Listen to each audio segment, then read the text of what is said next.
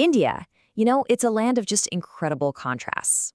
So today, let's take a journey together from the highest mountains on Earth all the way down to these ancient, sun-baked plains and see how this amazing geography has really shaped the lives of over 1 billion people. Our journey actually starts with this very famous line. It translates to better than the whole world. But what's really fascinating is where it was said from. That's right, from space. It's such a powerful moment, and it really sets the grand scale for our tour today. So, okay, let's zoom in from orbit and start our exploration on the ground. First stop, the colossal mountain range that forms India's northern crown, the mighty Himalayas. You can think of them as the Great Wall of Asia. And just to give you a sense of the scale here, the Himalayas stretch for 2,500 kilometers. It's this massive, massive natural wall that separates the Indian subcontinent from the rest of Asia. The name itself is so poetic. In Sanskrit, Himalaya literally means the abode of snow. And I mean, what a perfect description for these giants that are always capped in ice. So, how did this magnificent range even get here? Well, the story is epic. It starts hundreds of millions of years ago, when the landmass we now call India was actually part of a supercontinent called Gondwana, right next to modern-day Africa. So, over millions and millions of years, the Indian plate broke away and started this slow, steady drift northward. Then, about 50 million years ago, it started to collide with the Eurasian plate. And the wild part is, that colossal collision is still happening right now. And the results of that collision is just brilliantly shown here. Imagine you're pushing a carpet against a wall. It just wrinkles and folds up, right? Well, that's exactly what happened to the Earth's crust. It created the Himalayas.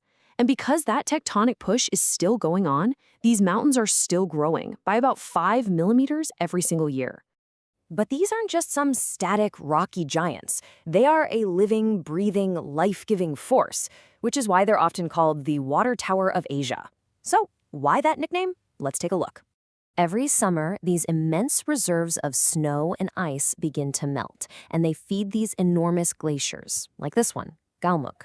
This is the sacred source of the river Ganga, but it's just one piece of a huge system that gives birth to Asia's mightiest rivers. We're talking the Indus, the Brahmaputra, a system that sustains billions of people. And of course, that meltwater doesn't just stay up in the mountains. It flows down onto the plains, and it carries with it all these rich minerals and silt. This whole process created and still sustains the huge, fertile Gangetic Plains, one of the most densely populated and agriculturally productive regions on the entire planet.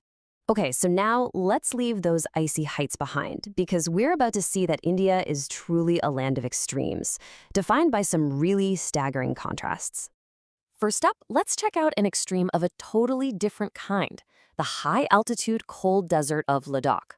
What's amazing is that these folded mountains actually reveal an ancient ocean floor that was pushed up by that tectonic collision we talked about earlier. Today, the air is thin, rain is almost non-existent, and winter temperatures can just plummet, going below minus 30 degrees Celsius. And wow, here you can really see that contrast in sharp relief.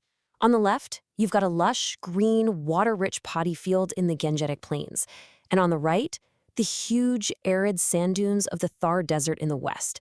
It is so hard to believe these two places exist in the same country.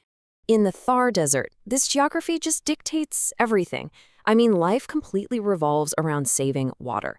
And this is where human ingenuity really shines, with these ancient methods like building johads, which are basically earthen check dams, to capture every single precious drop of monsoon rain. All right, so from the relatively young Himalayas and the extremes of the desert, we're now going to travel to the geological heart of the subcontinent, to its oldest, most stable landscapes. So meet the Aravalli Hills. If the Himalayas are like geological teenagers, the Aravallis are the ancient ancestors. They were formed around 2.5 billion years ago, making them remnants of one of the world's oldest mountain ranges, just worn down by time into the hills we see today. But they're not just some historical curiosity. Oh no, the Aravallis play a critical role.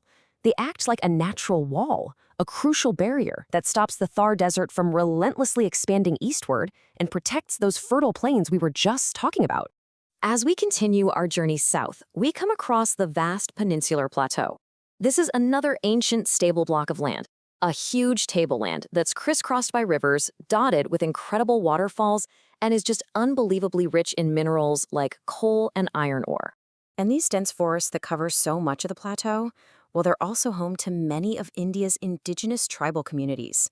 For literally thousands of years, their cultures, their traditions, their entire way of life has been deeply and completely woven into the natural world around them. So after this whirlwind tour, a really clear theme starts to emerge. You see, in India, geography isn't just some pretty backdrop. It's this powerful force that has shaped the country's destiny for millennia. This table just sums up our journey perfectly. From the spiritual and agricultural life that's fed by the Himalayas, to the dense populations living on the fertile plains, and those incredibly resilient cultures born from the harshness of the desert, it's just so clear that every landscape has sculpted a totally unique way of life. The geography has directly influenced everything, from faith and industry right down to the character of the people. And that brings us to our final and really crucial thought. For thousands of years, people in India have adapted to its incredible geography. But now, as our climate changes, as glaciers start to melt faster and deserts could potentially expand, we're left with a really pressing question. How will this ancient, timeless relationship between a people and their legendary land evolve in the century to come?